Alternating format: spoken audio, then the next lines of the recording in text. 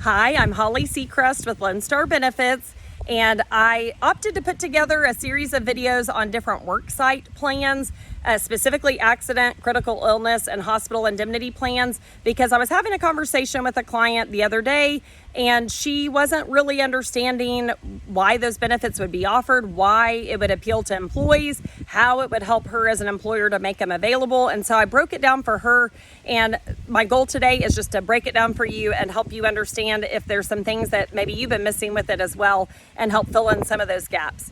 So on the hospital indemnity coverages, that type of plan is going to pay the policyholder if they are hospitalized. The nice thing about the plans is they generally have a higher dollar amount for the first day. So maybe $1,000 first day you're hospitalized. It may even have a higher benefit for ICU first day. So if you're ICU hospitalized first day, it might pay $2,000, for example. And then any subsequent days after that first day of hospitalization, the policyholder, the member, would receive additional benefits for that. So it could be $100 a day or $200 a day. Now, some policies out there, some carriers' plans may include a limit of, say, 30 hospital days a year. There are some out there that cover 365 days a year. So when you're comparing contracts and looking at different carriers and different options, keep that in mind as a differentiator between some of the plans. Additionally, the plans would sometimes have even a health and wellness rider that can either be automatically or built into the plan. And I highly recommend that. I've mentioned that in my other videos as well, because it doesn't cost much at all to include that in the rating that is built out by the carrier. And what it would do is pay the policyholder, usually it's a $50 year benefit per member that goes out and gets an annual physical exam or annual well woman exam or annual well child exam.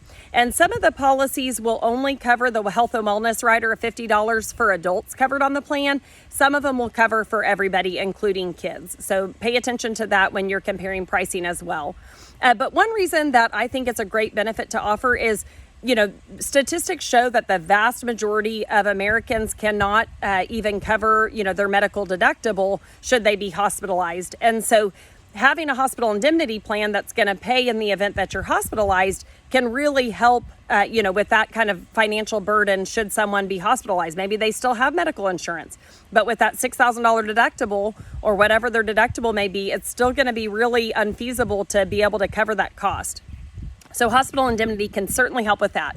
Another great thing about hospital indemnity is for all of those women out there that are in childbearing years and are looking to have babies, because the hospital indemnity plans will cover them when they're hospitalized and having a child. And again, if you're getting $1,000 benefit day one, that's a good start towards your medical deductible for having that child. Some policies will have a pre-existing condition clause for maternity benefits. It could be like a 9-month pre-existing clause. Some of them don't have that. And the pre-existing can generally be waived if the group, the employer size is a certain amount of employees. So keep all of those things in mind as well. But, as a business owner or, C-level employee, when they look at some of these worksite plans, they may think, I just don't see the value. Why do I, want to pay that, to help with my potential costs when I don't even know if I'm going to be hospitalized. But again, to the average employee out there, that could make a really big difference when it comes to, the financial burden of being hospitalized and then facing that hospital bill, when it arrives later in the mail. So there's certainly a lot to think about with hospital indemnity plans.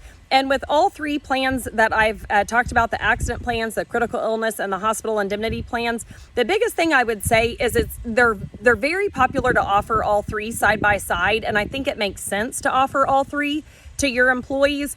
But I don't think it makes sense that every employee needs to enroll in all three plans. So I just want to be sure you understand that and hear me right, and that you have a good strategy when you're talking with your employees. If you're offering these plans, we're not saying every plan is a no-brainer for every employee, because that is not the case. But, for an employee that maybe has a predisposition to, a genetic maybe predisposition to a certain cancer, then maybe they like the idea of critical illness. Or if somebody has young kids in organized sports, they may like the idea of accident insurance. And for someone else that may be looking to have a baby, or someone else expecting a surgery in the coming year, or whatever it may be, and they're going to be hospitalized, that hospital indemnity plan can sure bring a lot of peace of mind to the member when they know, okay, I'm going to get a big dollar amount back that can help me pay for my medical bills after the fact. So definitely just some good food for thought. If you'd like more information or to talk more about any of these types of plans, please feel free to reach out to me or anyone on my team, and we will be happy to dive into it further with you. Thanks so much for watching, and hope you are staying cool out there.